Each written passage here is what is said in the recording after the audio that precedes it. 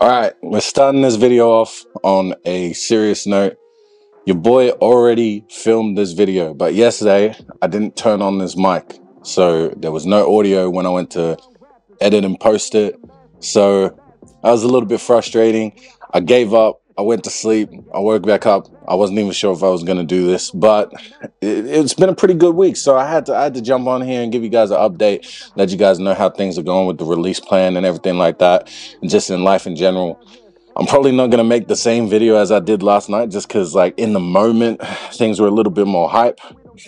And now, yeah, not gonna lie, the energy's not really there the same way. But anyway, let's get into the analytics of this thing and talk about the album rollout. So we're in week 5 of the album rollout, and if you guys are just joining us for the first time ever, I'm Nomad222. I've got a bunch of other videos explaining what we're doing right now with this whole release plan and everything like that. So make sure you guys go catch up on that and then come back to this one.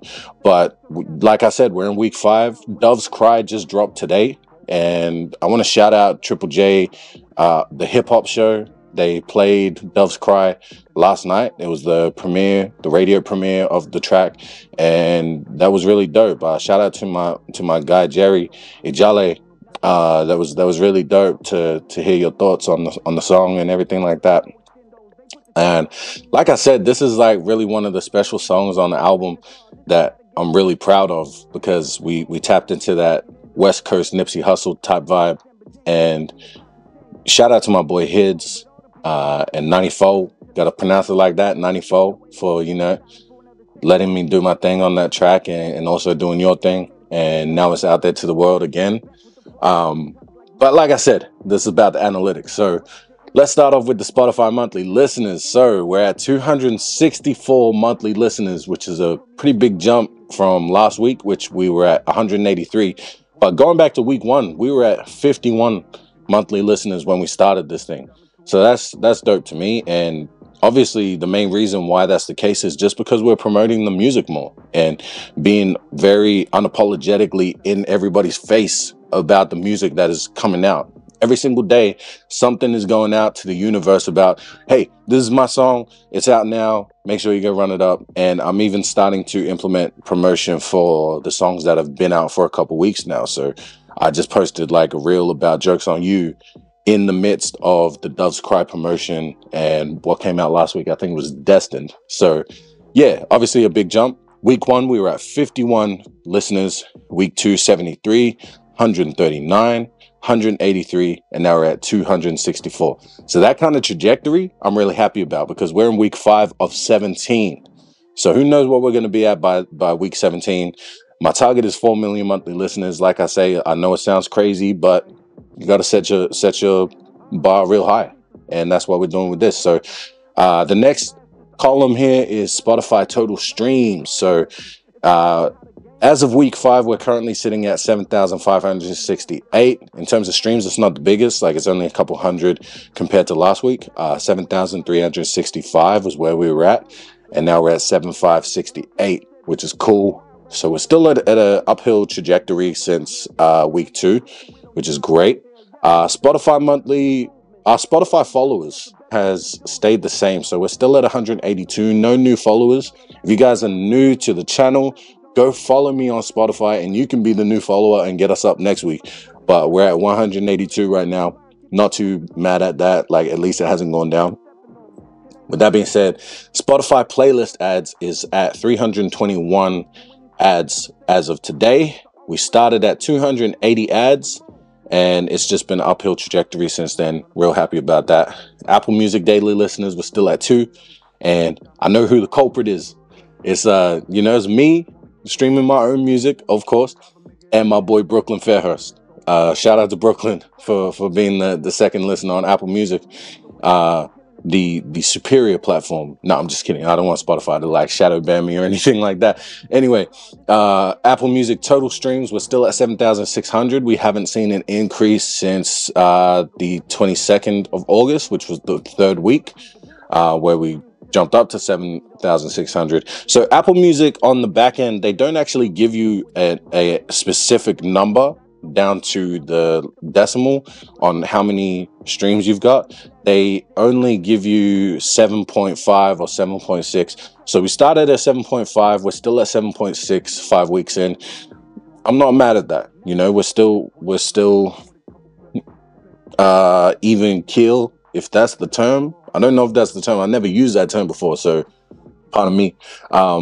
Anyway, Apple Music total streams still the same. Not too mad about that. Instagram followers, I've been having a tough time with Instagram. Now, the engagement's been decent, but as of this week, we're currently sitting at 4,100, and we started this thing at 4,111. We managed to get up to 4,121 in week 3, but ever since then, it's just been slowly going down. In saying that, last week, I know I had a pretty healthy perspective on this whole thing about losing followers and things like that. It still remains. I still feel like if you guys want to unfollow me now, that's only going to serve everyone better in the long run. For me, I would rather filter out the people that don't really mess with what I'm creating here and what I'm trying to build. I would rather you guys jump off the ship now while we continue to sell the ship and you know, follow the rest of this journey, because it's just going to create space for people that do mess with what I'm building. It's only going to create more space for people that do appreciate the work and things that I'm creating.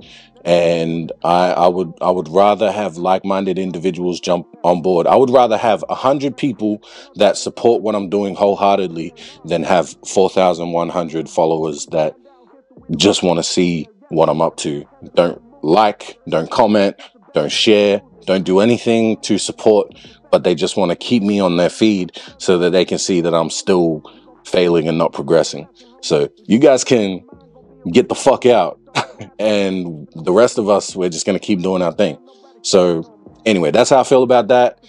Instagram post engagement rate, we're sitting at 215.30%, which is like over 200% less than last week. But at the same time, it's still in the hundreds, because we got to keep in perspective, the first week we were only engaging at 66.90%. I think that out of the songs so far, I think Destined has been the most unrelatable song in a weird way, given the fact that like when I first released it, it was like the one that blew up and people started to recognize what we're doing. But as of today, I don't think it's really, I think it's already aged quite a bit.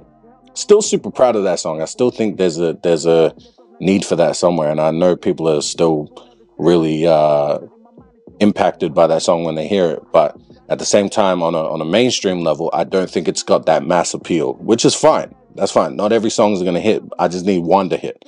And, you know, like I said, I've talked a lot about We On being that song for me at the moment. Like We On has managed to, you know, take the streams to another level and really garner some attention. In saying that though, on TikTok, Destined has been doing all right. There's this one reel in particular that I posted that is really getting attention from people and getting comments and, you know, talking about real rap and like, wow, the flow is on and things like that. And that's stuff that I really enjoy like reading. So shout out to everybody who's seen that. But in terms of this Instagram posting rate, engagement rate, I'm not freaking out. It's 215, where we started at 66.90. I have no doubt that as the next few songs come out and they differentiate from what's been done before, that it's going to pick up and it's just going to tap into new audiences with a different ear for sonics. And, you know, the people that didn't like how Destined sound, maybe they'll like how Doves Cry sounds. The people that didn't like how We On sounds, maybe they'll like how Yes Sir sounds, or Round Here, or any of the other songs that come out throughout the rest of this rollout. So anyway, we were talking about TikTok for a second there. Let's move on to TikTok. So TikTok has been going up the entire time that we started releasing this. So at the moment we're at 5,251. We started at 5,224. So it's small increments, but steady. We haven't seen a drop off. We haven't seen any unfollows on TikTok, which is crazy. And I'm really happy about that. Shout out to all my TikTokers out there who are following us on that platform, engaging with the content, commenting on everything, liking everything. Really appreciate it. I actually did a live this past week, where I was recording a demo in here, and I was just going through my process. I was talking to the camera. I was showing them like how I just recently set up this mic stand over there that I bring over here, cover myself with a blanket to get a bit of soundproofing, and the live ended up getting 100 and something viewers, which you know, I've had some pretty solid views before, but this one seemed like the most engaged audience so far. So shout out to everyone who was on that live and who followed after that. I think we managed to gain 10 new followers from that, and that was sick. So now I'm just realizing that that's the reason why we got more followers in the past week, because it's exactly 10 new followers. So again, thank you to everyone from that live. The post engagement rate on TikTok is 2,709% in week 5, which after 2 weeks of it slowly declining, I'm really happy about that. So the highest rate that we had was in week 2, where it jumped up to 2,718% from 994.40%. And then it slowly went down. It was like 2,055 and then 1,670. And now we're back up to what just happened to the English? To the 2,000. So we're back up to 2,709%, right? And again, it's just, the whole thing about this was just to be able to post daily content. And it's already going to make a huge difference when the contrast is barely posting content at all. I don't know how many of you guys seen on my Instagram, but I posted this screenshot of ChatGPT roasting me, because I screenshotted my Instagram account. I told it to roast my account, and it said all of this stuff that like I didn't even take personally, because it was things that I already thought about myself. They were like, you know, judging by your content, it looks like you just make mediocre content. You barely put in any effort. You've only got 24 posts. You treat Instagram like it's a side hustle and things like that. And they roasted how I've got in my bio aspiring creator. And I just thought that was like, it was so like real. And yeah, I didn't have an issue with it. Like it really motivated me. But that's how we started off this challenge, right? So we were just getting into this whole release plan and everything like that, and now we're here, and I think my posts are now sitting at like 60 something in just 5 weeks. So it's been a big jump, a big leap in how consistent we've been, you know, with posting it. And that's why I think for any aspiring creator, a super solid investment into your career is something like Planoly, or something where you can schedule your social media posts across multiple accounts. So that way you can create your content in bulk on, you know, a CapCut or InShot, and, you know, create your ideas as you go. And you don't have to kind of, you know, put off creating those ideas because you want to wait until the right day to post it or anything like that. No, you can just create it in bulk on one day and create as much content as you possibly can, get as many ideas down, and then stockpile it, schedule it on Planoly, and then have it come out over time. So you don't have to worry about the hassle of pulling your phone out and, you know, using up all your mobile data to upload to TikTok first, and then Instagram, and then YouTube Shorts, and then, you know, maybe it doesn't post correctly because your connection was trash, and it's something that, you know, you wanted to post at lunchtime, now you're posting it at 6 p.m. All of that sort of stuff goes away. Like, that's why I think a schedule planner for social media is definitely a solid investment if you're an independent artist. And again, I'm not sponsored by Planoly or anything like that, but that's what I use, and I definitely recommend it. So far, the past 5 weeks, none of my posts have missed. The only thing that I will say is there's this weird thing that I haven't figured out yet, where the YouTube Shorts are being posted as private videos. So I have to manually go into YouTube Studio and just change the thing from private to public. But even that is like a little thing for a little inconvenience for a lot of convenience, right? The convenience is that I don't have to worry about uploading the entire thing. I'm literally just changing the settings and permissions on the back end. But anyway, talking about YouTube, my YouTube subscribers, I lost a subscriber. What happened, man? How come you don't love me, man? If you guys get that reference, comment it down below. Let me know what that's from. Because if you know, you know. But 472 subscribers is what we're sitting at today. And again, my target is 1,000 subscribers. Might have to lower that to 500 because we've been hovering at the 400 mark for a minute now, and it's I don't know. I don't know about YouTube. This video is going on YouTube. In saying that, I don't know. One thing I know for sure is that the YouTube Shorts algorithm is so different to TikTok and Instagram Reels. And, you know, short form content, I know that YouTube's still trying to figure it out. It's also so much more random than those other platforms. Like the things that are connected on TikTok and Instagram Reels in their virality, the trends that go viral on both platforms, they seem to line up with one another. Like whatever's going viral on TikTok is probably most likely going viral on Reels as well, and vice versa. Whereas YouTube Shorts, the things that are trending and going viral and getting pushed through the algorithm are kind of just random. Like, you know, it doesn't really make sense. There's no real identifiable aesthetic to what YouTube Shorts wants to be and wants to cycle through. But anyway, and yeah, obviously short form content is my main thing for this rollout, just creating 1-minute videos that promote my music. But I personally know that as a viewer, I prefer to go to YouTube for long form content like this, like videos like this, or video essays, or podcast visuals, or, you know, music videos and things like that. So that's what I want to tap into a little bit more. And it's crazy because I actually spoke to my therapist about this morning, about, you know, my creativity and what I want to do with it. What are some other things that I can do to remain creative when the primary ways that I stay creative aren't really working?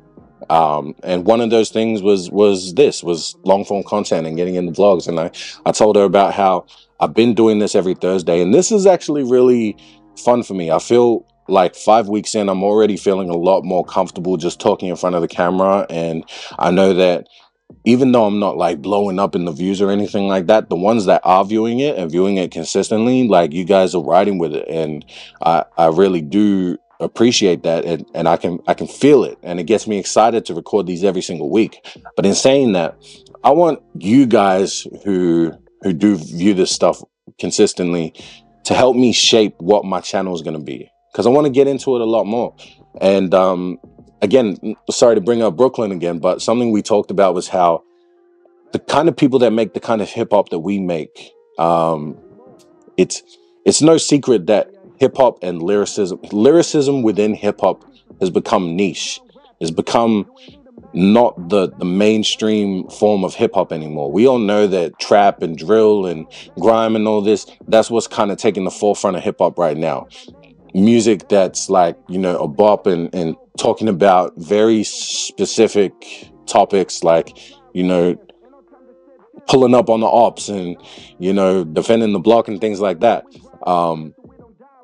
But in saying that, you know, rappers that, you know, try and take their message and put their identity and relatable life things that they're going through into their music with a message, things like, you know, We On and the songs that I've been putting out on this album release, it's the niche now. It's not very mainstream. And on another thing, I would be remiss to, you know, ignore the cringe factor of content creation, right? We all know when it comes to content creation, there's a stigma around it, and I think a well-earned stigma about how, you know, content creators are the type to get on camera and be like, hey guys, welcome to my channel.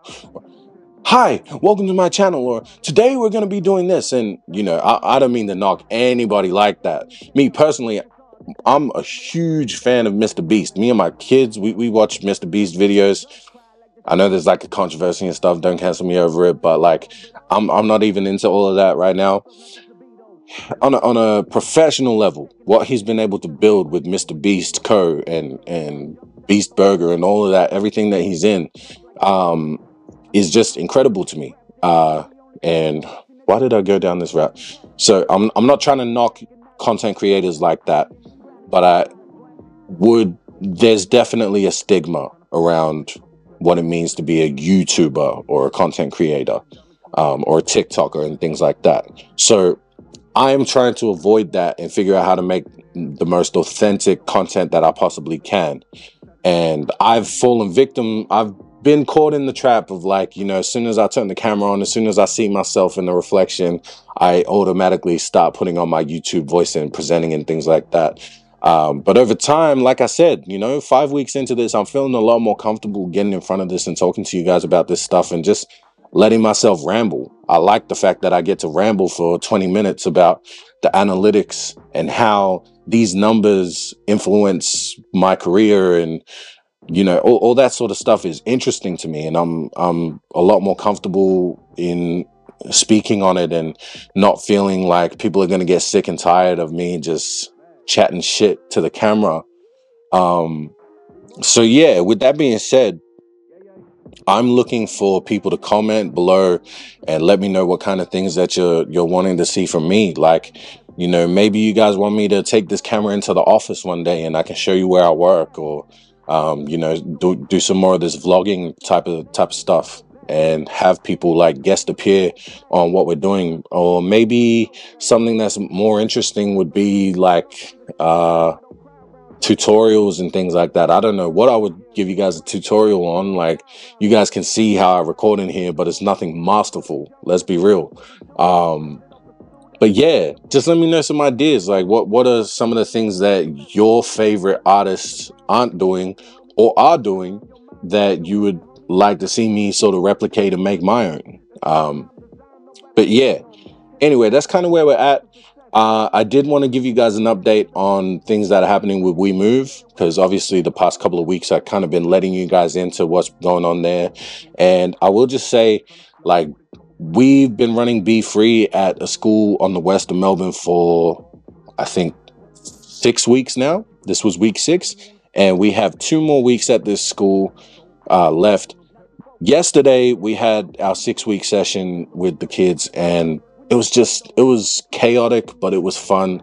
JBN, who is the engineer of the program, he's been setting up a recording studio in one of the rooms of the portable that we teach the program in, and recording the kids for the past couple of weeks. And yesterday, the kids got their final vocals in, the final chance to work with JBN and get that down, and now he's working on pretty much the final version of that track that we've been creating with them, right?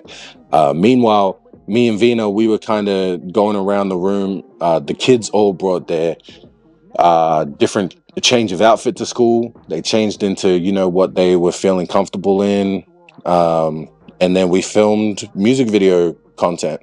And that was really cool. Like, I took this camera, I took another camera, and we were just like, you know, going around the classroom, going around the portable because it was raining and getting shots. But then, like, when the skies cleared, we went outside and got some more shots, and it was really cool. The kids were really engaged. Some of the kids, man, like, they were nervous at first, but then halfway through their verse, they just started performing and getting lit and turned up. And there was also an element of cringe. Like, they were like, man, this feels so cringe. Like, all the kids are outside and we're just here like filming this music video and stuff like that. But at the same time, like, we kind of just encouraged them to push through that embarrassment and just, you know, own that and feel like it was their own. And we all just kind of, you know, vibed out and got something done. On a side note, I brought these 2 cameras home, and I've been very mindful recently because in one of the sessions, one of the memory cards ran out of storage space because I hadn't erased the memory card. Like, I deleted the files, but for some reason that doesn't delete what is stored on the memory card. You actually have to open up disk utility and erase the memory card correctly. So I put the first card in, and luckily this was the main camera that we were using. I think you guys know where I'm going with this. I transferred the files over to the Google Drive, and then I opened up Disk Utility, erased that memory card. I was like, sweet, all right, first one done, take it out, put it down.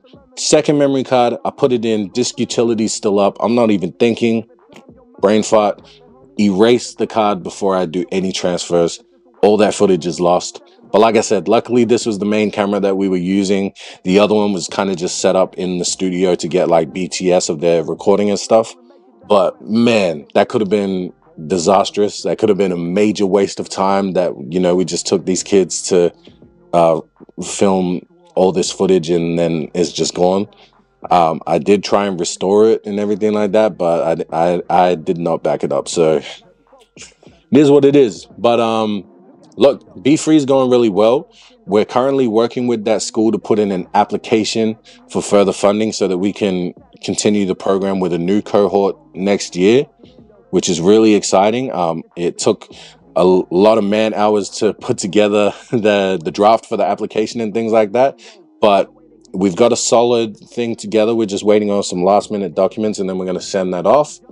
On a larger note, I've been having some really exciting conversations about how we can expand the programming of We Move to not be just Be Free, but to also incorporate other programs, 2 more programs that are going to not attack, but they're going to target the next level of artists. So Be Free is for beginners. It's for us to go into schools and introduce kids to the idea of music, and more importantly, build a community of friends and, like, you know, youth that can come together. And now they've got a group. Now they're the Be Free kids, and you know, we're fostering friendships through music, and that's really important, right? But then a step up from that is the platform program that we're designing and that we've ran a pilot for, and we want to bring back and continue to expand on what that is.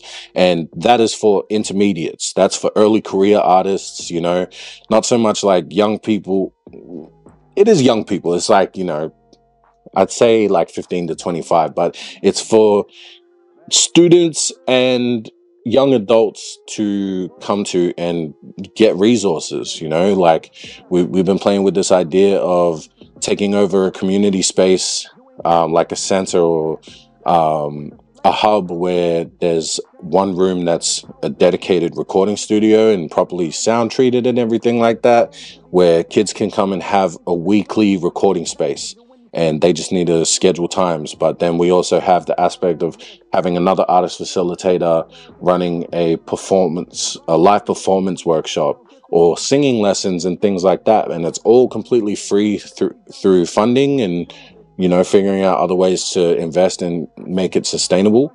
And that's our intermediate program. And then there's an advanced program called Indie 101 that we're currently ideating and trying to flesh out a bit more, where it targets the specific needs of working artists and, you know, people who are working as independent contractors and trying to figure out how they can manage their business and keep it sustainable and stay afloat and things like that. So that'll be things like, you know, 1 week we're teaching them how to put together an electronic press kit.